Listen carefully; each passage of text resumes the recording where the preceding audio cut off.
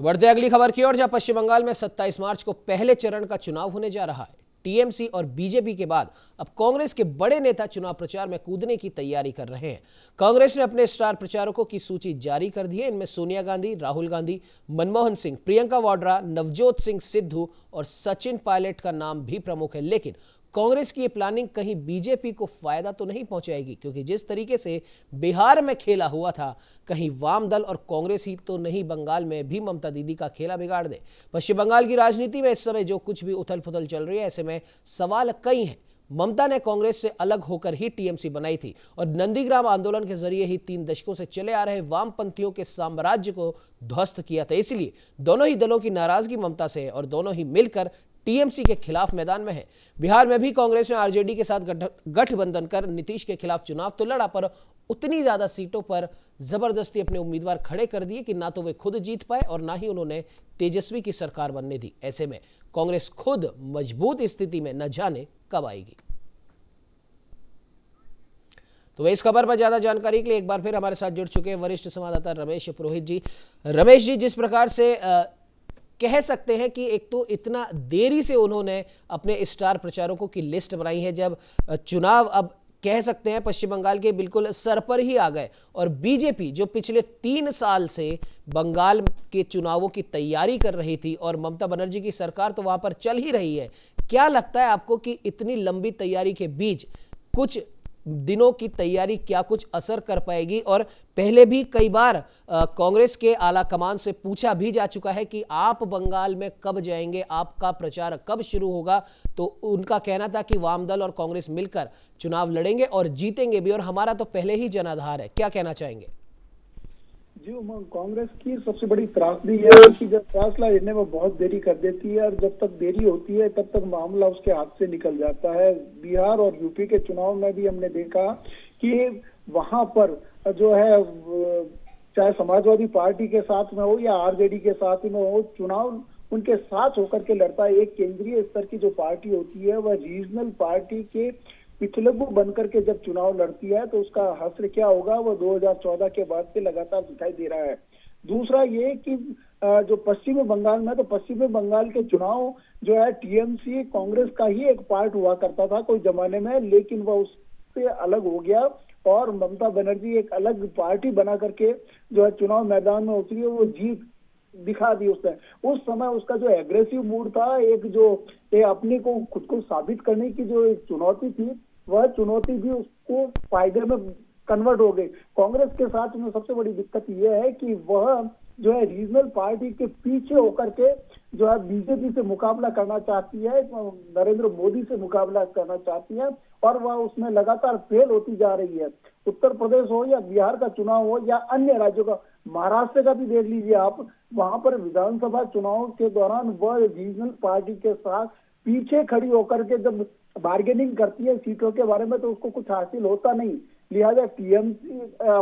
पश्चिम बंगाल में जो चुनाव के दौरान भी जब नेगोशिएट हो रहे हैं ये, या एक गठबंधन बनाने की बात होती है, कांग्रेस को बहुत कम सीटों पर संतोष करना पड़ता है। यह तो है उनकी एक राजनीतिक जो जनाधार की जो कमजोरी को साबित करता है। दूसरा यह कि स्टार प्रचारक जब होते हैं किसी भी पार्टी के, बीजेपी के लिए नरेंद्र मोदी हो, अमित शाह हो या और लोग हो, वे लोग 24 घंटे और 365 दिन जो है चुनावी राजनीति दिमाग और दिल और में रखते हुए ही बात करते हैं और उसका कार्य और व्यवहार उसी तरह का होता है। जबकि इसकी दूसरी तरफ अगर कांग्रेस जो राष्ट्रीय पार्टी है वह जो है समय देखते हुए काम करती है कि कहीं पे भी अगर चुनाव होता है तो बहुत देरी से जगती है, और जगने के बाद में जब वो नेगोशिएट करती है या बातचीत करती है तब तक समय उनके हाथ से निकल जाता है। और यही बात जो है उत्तर प्रदेश में समाजवादी पार्टी के साथ में हुआ, जब राहुल गांधी और जो अखिलेश यादव दो युवाओं की जोड़ी को सिंबल बना करके चुनाव मैदान में उतरे थे, और घाटा जो हुआ वो समाजवादी पार्टी को हुआ, और बाद में आपको ने देखा भी कि जो दोषारोपण हुआ वो कांग्रेस के ऊपर हुआ। और इसी तरह से बिहार में भी आरजेडी और कांग्रेस साथ मिलकर के लड़े, और जब चुनाव हार गए तो आरजेडी ने जो कांग्रेस से किनारा कर लिया। यही हाल सब जगह का है चाहे वो तमिलनाडु में हो, कर्नाटक में हो या केरल में हो, कहीं पे भी किसी भी स्तर पर देखो, जब रीजनल पार्टी के साथ में अगर पीछे खड़े होकर के कांग्रेस अगर चुनाव मैदान में उतरती है तो उसकी जीत की संभावना कितनी होती है, ये हमने लगातार 2014 के बाद से देखते आए हैं। और जहां तक पश्चिम बंगाल की बात है, इसमें सोनिया गांधी, राहुल गांधी, मनमोहन सिंह, प्रियंका गांधी, नवजोत सिंह सिद्धू, ये कितना जो है कांग्रेस को सीटों में कन्वर्ट करा के, क्योंकि उनकी खुद की जो पॉलिटिकल आइडेंटिटी है वह लगभग कमजोर सी होती गई है। और राहुल गांधी ने तो जो है उत्तर प्रदेश छोड़ करके केरल से चुनाव लड़कर के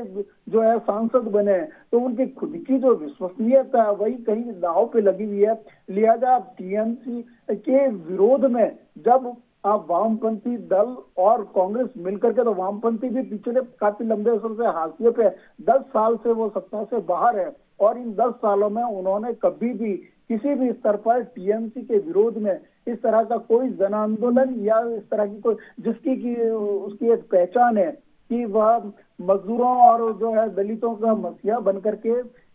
समाजवादी स्थिति में लाने के लिए उन्होंने जो लंबे समय तक जो शासन किया, वह टीएमसी के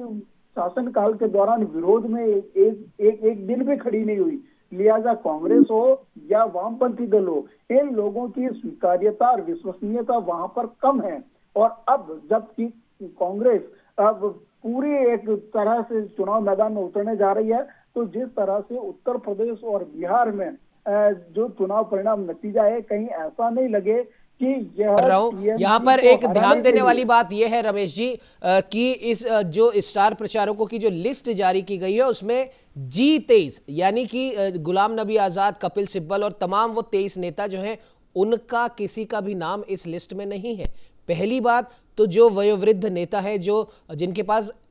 पार्टी को खड़ा करने से लेकर अभी तक जो भी पार्टी की स्थिति है तमाम वो अनुभव है, और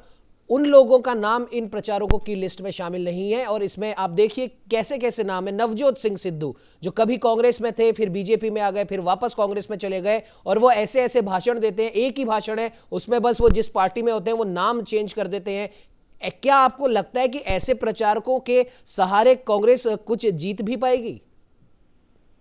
उमंग जी, बात यह है कि ये जो जिनके अपन नाम ले रहे हैं, चाहे प्रियंका गांधी हो, प्रियंका गांधी की विश्वसनीयता उत्तर प्रदेश में भी नहीं है। अभी पिछले दिनों से वो लगातार काफी प्रयास कर रही है अपना जनाधार बनाने के लिए, लेकिन विधानसभा के चुनाव के दौरान भी उनकी जिम्मेदारी दी गई थी उत्तर प्रदेश में, लेकिन वह जो वोटों में कन्वर्ट नहीं कर पाई।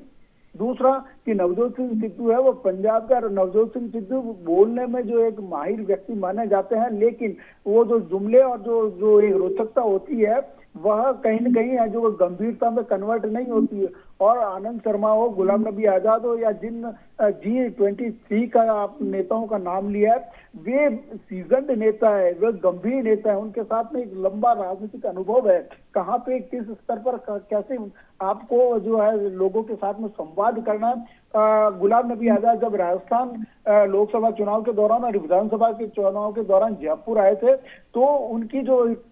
बात करने की जो शैली है वो उसमें गंभीरता झलकती है। और इन लोगों ने एक बिल्कुल कहीं ना कहीं रमेश जी ये देखा जा रहा है कि एक तो बहुत देर से कांग्रेस इन चुनावों में उतरने का चलो मन तो बना ही रही है, उससे पहले तमाम तरह के आरोप यहां पर लग चुके हैं। उसके बाद में अब 30 लोगों की लिस्ट यहां पर बनाई है जिसमें राहुल गांधी, प्रियंका वाड्रा, सोनिया गांधी, इन तमाम नेताओं का नाम है। नवजोत सिंह सिद्धू का भी नाम है, राजस्थान के दिग्गज नेता कांग्रेस के सचिन पायलट का भी इसमें नाम है। खैर देखने वाली बात अब यह होगी कि कितनी टक्कर बीजेपी को खासतौर पर दे पाएगी, और क्या जैसे कयास लगाए जा रहे हैं कि ममता के लिए कहीं नुकसानदायक कांग्रेस साबित ना हो जाए। फिलहाल इस खबर पे जुड़ने के लिए आपका बहुत बहुत धन्यवाद।